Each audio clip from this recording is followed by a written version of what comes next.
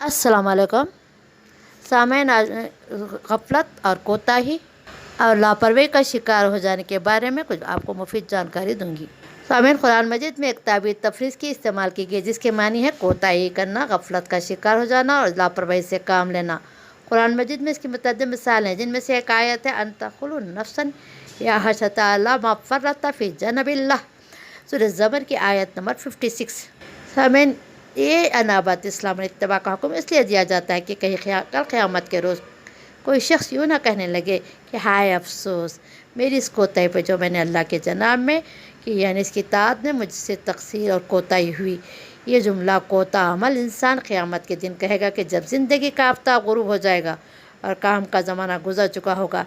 ये जुमला हम अपनी ज़बानों में अपने माज़ी को याद करते हुए भी दोहराते हैं। ये उस वक्त जब हम अपनी उम्र रफ्ता का हिसाब कर रहे होते हैं, इब्तिदाई सफ़र और मंजिल मकसूद के दरमियानी फासले की पैमाइश करते हुए देखते हैं कि हम सफ़र कहाँ पहुँच गए, हम कहाँ रह गए। सामईन, सूरह वाक़िया में अल्लाह ताला 3 ग्रोहों की बात क्या है, अस्साबिक़ून अल मुक़र्रबून, साहिबुल यमीन, साहिबुल मैमना दाएँ हाथ वाले, साहिबुल शिमाल या साहिबुल मशअमा बाएँ हाथ वाले। सूरह बलद की आयत नंबर 10 में फरमाया गया वहदैनाहु नाजिदीन, हमने नेकी और बदी के दोनों रास्ते से इंसान को दिखा दिया, इन्हें दाएँ जानिब का वसी वारिस और रोशन रास्ता भी, बाएं जानिब का दलदल कीचड़ गंदगी कांटों और उलझा देने वाला झाड़ियों से भरा रास्ता भी। दाएं जाने वाला जो रास्ता जो कि दरअसल इलाही रास्ता होता है, जन्नत के मुख्तलिफ दर्जात तक पहुँचाता है, और बाएं जाने वाला रास्ता जो कि दरअसल शैतानी रास्ता होता है, वो जहन्नम के मुख्तलिफ दर्जात तक पहुँचाता है। दाएं जाने वाला वसी वारिस और रोशन रास्ता भी मुख्तलिफ ट्रैक्स में बटा हुआ होता है। दाएं जानिब का आखिरी ट्रैक इंतहाई तेज़ रफ्तार सवारियों के लिए, इसके बाद वाला ट्रैक इससे कम रफ्तार सवारियों के लिए, इसी तरह सबसे आखिर वाला ट्रैक इंतहाई सुस्त रफ्तार सवारियों के लिए होता है। हर कोई अपने अपने नफ्स की सवारियों पर दाएं जाने वाला रास्ता तय कर रहा होता है, जो कि हमारे नफ्स के ताबे होता है। इसलिए जिसने अपने नफ्स की सवारी को जितना ज़्यादा काबू में किया होता है, उसकी रफ्तार इतनी तेज़ होती है, वो ज़िंदगी के मसले तय करते हुए जन्नत के आला से आला दर्जे तक पहुँच जाता है।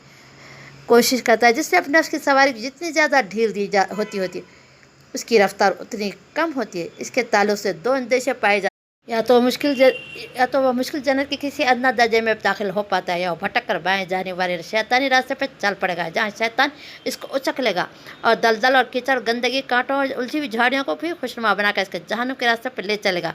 अगर इसको बर वक्त तौबा नसीब ना हुई तो जहन्नुम में दाखिल करने का पूरा सामान पूरा बंदोबस्त कर देगा। अल्लाह महफूज रखे हम तमाम को। चलिए सामईन, दाएं जानिब के आखिरी ट्रैक पर अपनी सवारी तेज़ दौड़ाने वाले दरअसल साबिक़ून होते हैं, यानी आगे बढ़ने और सबक ले जाने वाले जो मुक़र्रबीन के दर्जे पर फायज़ होते हैं। वो अल्लाह के इस फरमान को अपने मकसद का अपनी ज़िंदगी का मकसद बना लेते हैं। कि सूरह हज की आयत नंबर 78 में अल्लाह ताला फरमाता है कि वजाहिदु फ़िल्लाहि हक़्क़ जिहादिही, अल्लाह को पाने के लिए ऐसी जद्दोजहद करो जैसा कि जद्दोजहद का हक़ है। अपनी ज़िंदगी के एक लम्हे को अल्लाह के पाने की कोशिश में सर्फ करते रहते हैं।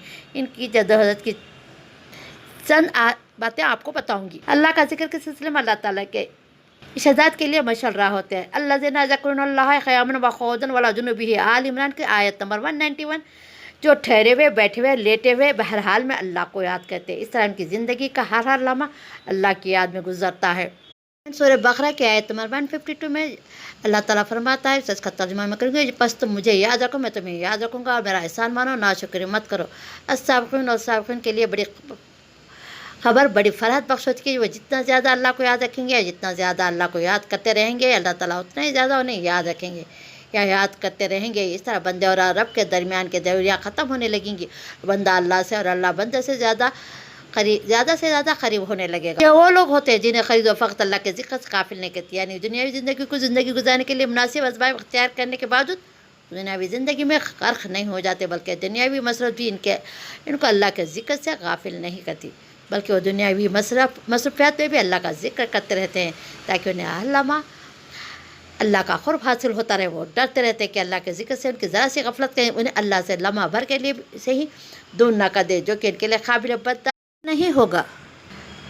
सामईन, अस्साबिक़ून वस्साबिक़ून यानी आगे बढ़ने वाले कुरान मजीद की आयत सादिक़ आती है। सूरह फतह की आयत नंबर 29 में जब उन्हें देखोगे कि तो रुको सुजूद करते हुए अल्लाह के फजल और खुशनुदी तलब करते हुए पाओगे। फिर आगे सूरह सिजदा में अल्लाह ताला फरमाते हैं कि आयत नंबर 16 में इनकी पीठें बिस्तरों से अलग रहती हैं, अपने रब को خوف اور طمع کے ساتھ پکارتے ہیں۔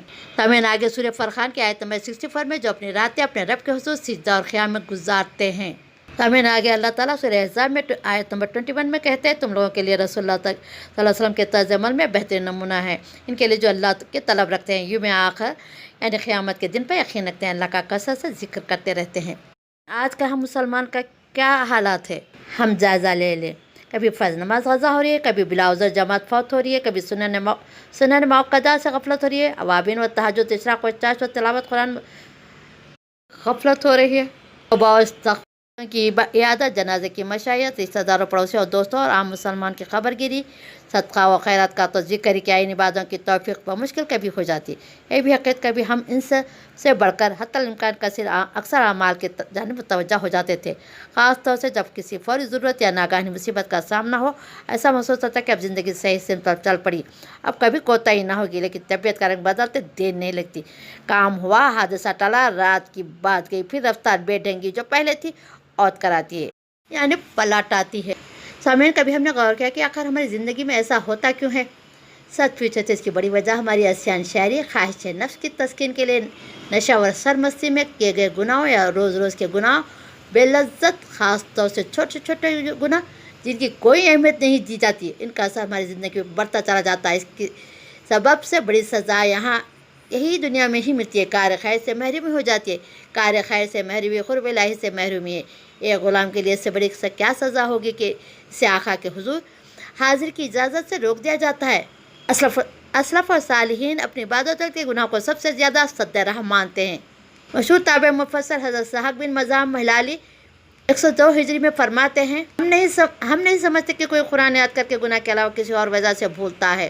زاہد الاثر ابو سلمان وارثی 215 ہجری میں فرماتے ہیں، کسی کی نماز بعد جماعت گناہوں کی وجہ سے ہی چھوٹتی ہے۔ امام ابو سعید حسن بسیار بصری رحمۃ اللہ فرماتے ہیں، کسی نے عرض کیا کہ میں عافیت کے ساتھ رات میں اس ارادے سے سوتا ہوں کہ اٹھ کر تہجد پڑھوں گا اور وضو کا پانی بھی تیار کر کے رکھتا ہوں، پھر کیوں نہیں اٹھ پاتا؟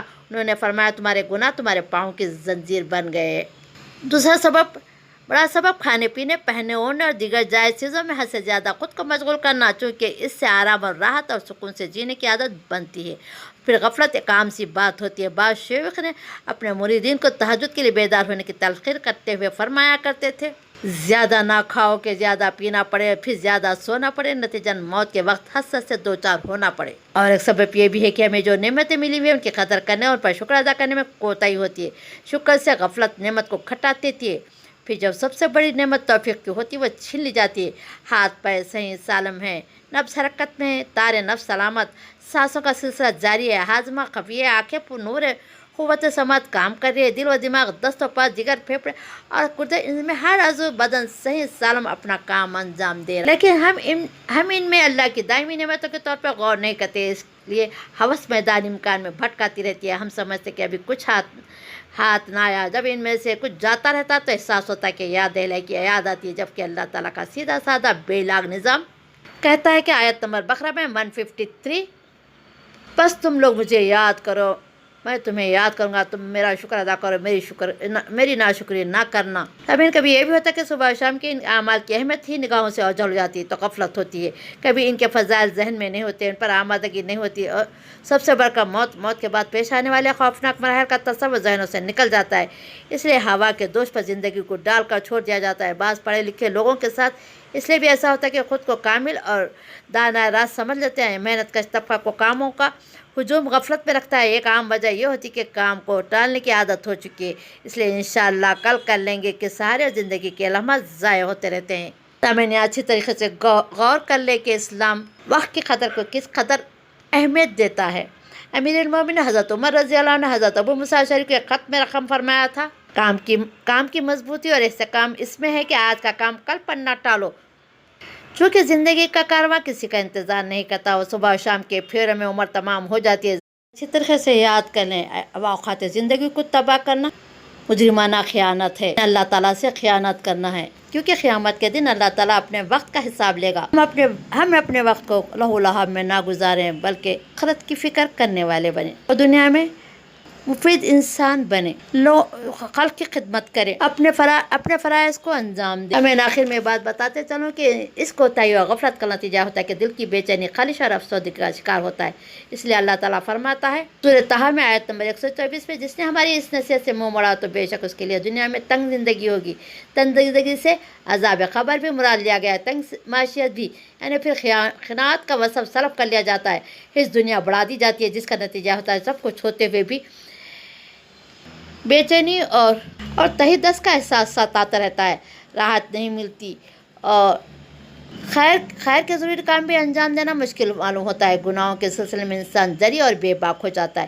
اس کے برخلاف مخلصانہ عبادت ہے، گناہوں سے دور رکھتی ہے۔ رسول اللہ صلی اللہ علیہ وسلم کو جب خبر دی گئی کہ فلاں شخص رات کو نماز پڑھتا ہے اور دن میں چوری کرتا ہے، تو آپ صلی اللہ علیہ وسلم نے فرمایا عن قریب اس کی نماز اس سے روک دے گی۔ اس غفلت کا ایک نقصان ہوتا ہے کہ لوگوں کے درمیان وقار کم ہوتا ہے۔ اس سے خراب یہ پیدا ہوتی ہے کہ طبیعت میں پستی و گراوٹ پیدا ہوتی ہے۔ ذکر اللہ سے قوت میں اضافہ ہوتا ہے۔ حضرت ہود علیہ السلام نے اپنی قوم کو مخاطب ہو کر فرمایا تھا، سورہ ہود آیت نمبر 52، آئے میری قوم کے لوگوں، تم سب بخشش مانگو اپنے رب سے، پھر سچ دل سے اس کی طرف آسمان کے دہانے کھول دے گا، موسلا دھار بارش کے لیے تمہاری موجودہ قوت میں مزید قوت کا اضافہ فرمائے گا، مت پھرو تم لوگ اس پیغام حق سے مجرم بن کر۔ سامعین، اس کوتاہی غفلت کا علاج یہ ہے کہ روزانہ تھوڑی دیر قرآن و حدیث کے سائے میں گزارا جائے۔ رسول اللہ صلی اللہ علیہ وسلم کی سیرت طیبہ، سلف صالحین کی سوانح اور اصلاحی کتابوں کا مطالعہ کیا جائے، خود کو علماء سے مربوط رکھا جائے، چھوٹے چھوٹے گناہوں کو بھی کمتر نہ سمجھائے۔ حضور صلی اللہ علیہ وسلم نے فرمایا گناہوں کو معمولی نہ سمجھو، چونکہ وہ جمع ہو جاتے ہیں تو انسان کو غارت کر دیتے ہیں۔